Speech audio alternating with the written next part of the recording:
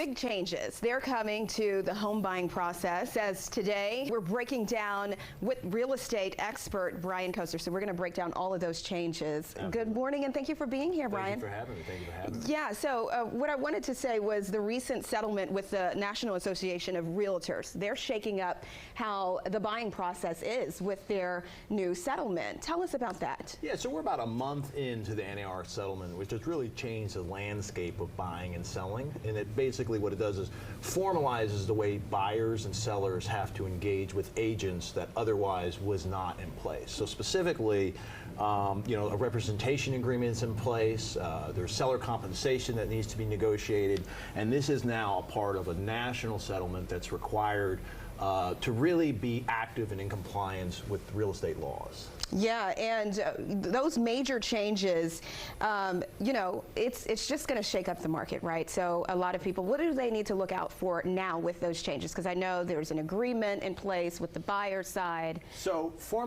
previously, you'd be able to tour properties with an agent without really having anything in place. Like, hey, I meet you, I want to go look at some properties, let's go do that. Now that's out of the picture. So now you're going to have a formal representation agreement in place, similar to the way you would engage an attorney. It's required.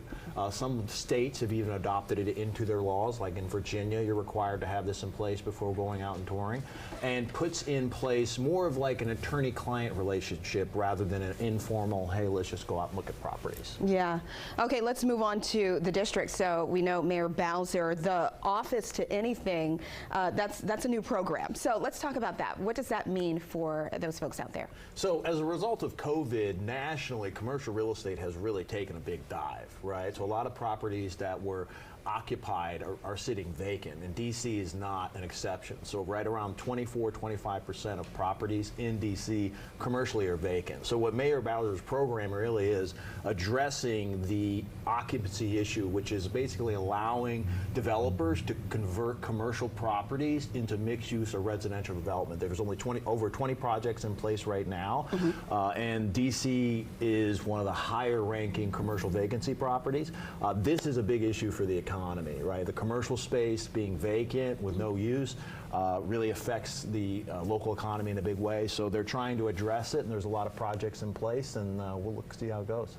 Okay, and let's talk about the down payment assistance program. So I know that Freddie Mac has a way that you can navigate through that.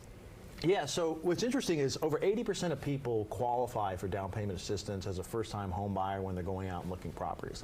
Only 13% of people actually take advantage of those programs. So some of it is just having access for information. So Freddie Mac put together a DPA 1, which is Down Payment Assistance 1, which is just one source. You can go online to their website or Google it to find all the down payment assistance programs in your area. So this is a national database. There's thousands of lenders and thousands of programs, and should just be a source for people who are looking to purchase the property. Oh man, there's so much information that we want to get through.